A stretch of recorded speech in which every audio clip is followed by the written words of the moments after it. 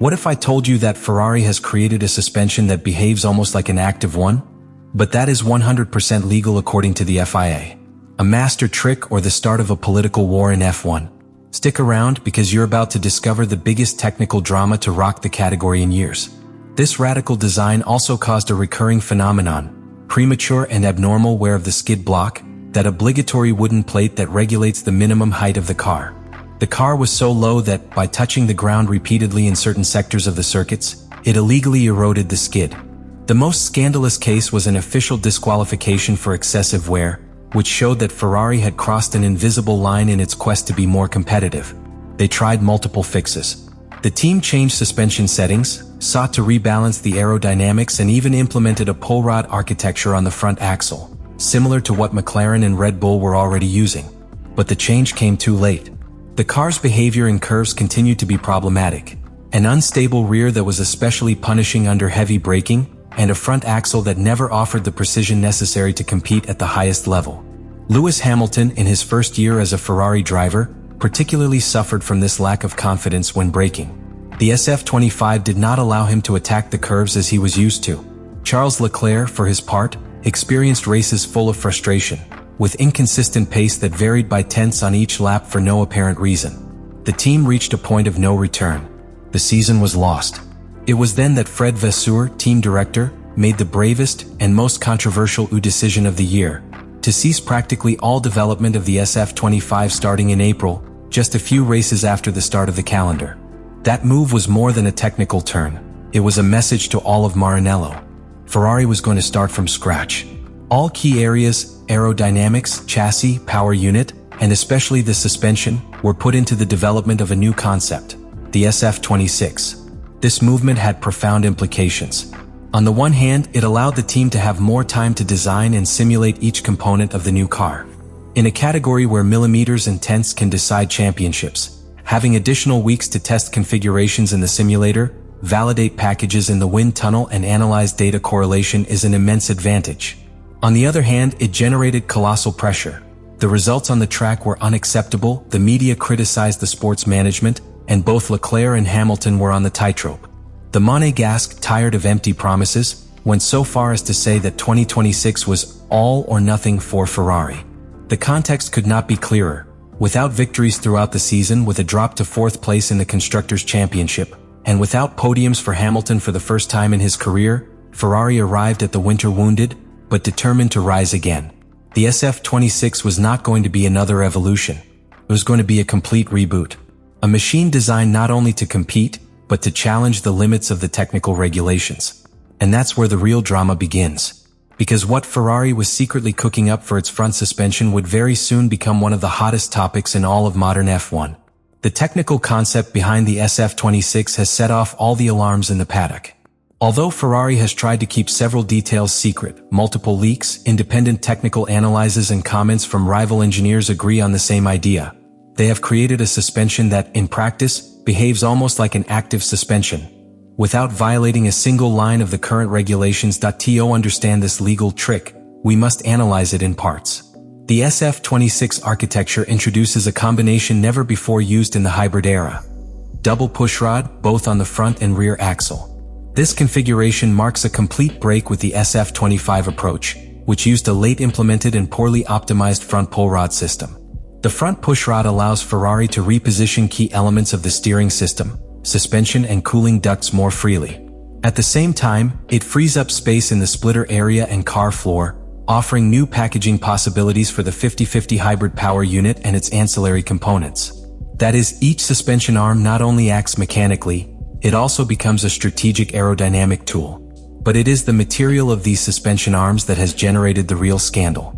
Ferrari has implemented anisotropic carbon fibers, that is, fibers whose behavior varies depending on the direction of the applied force. This allows them to manufacture suspension arms with targeted compliance, a sophisticated form of controlled structural flexibility. Technically, the arms are rigid when the FIA applies its static tests, because these tests measure in defined directions and under uniform loads, but they deform in a specific way under certain dynamic conditions on the track. For example, under lateral forces during cornering or in moments of sudden weight transfer, such as when braking or accelerating hard, these pieces subtly change their shape or angle, altering the geometry of the suspension in real time. No need for hydraulic systems, no sensors, no computers. It all depends on the structural design of the carbon layers and how they are oriented to respond in a particular way. This system allows something revolutionary. Slightly modify the alignment, camber or stiffness of the suspension according to instantaneous conditions, in a passive but intentional way. In practice, the car platform remains more stable, longitudinal oscillation is reduced and the tires maintain better contact with the asphalt. All of this is crucial in the active wing era of 2026, where downforce will no longer be constant, but will change programmatically several times per lap. The most amazing thing is that, since there is no electronic system or moving part that adjusts the suspension in real time, the SF26 passes all the FIA technical controls as if it had conventional suspension. But his behavior on the track suggests otherwise. Engineers from rival teams have already noted that the car appears to have an unusual ability to maintain stability during hard braking and changes of direction, which would be very difficult to achieve with a classic mechanical architecture alone. We are not talking about a marginal improvement. This passive structural flexibility, designed at the composite material level, represents a technical advantage that could change the competitive balance of the entire grid.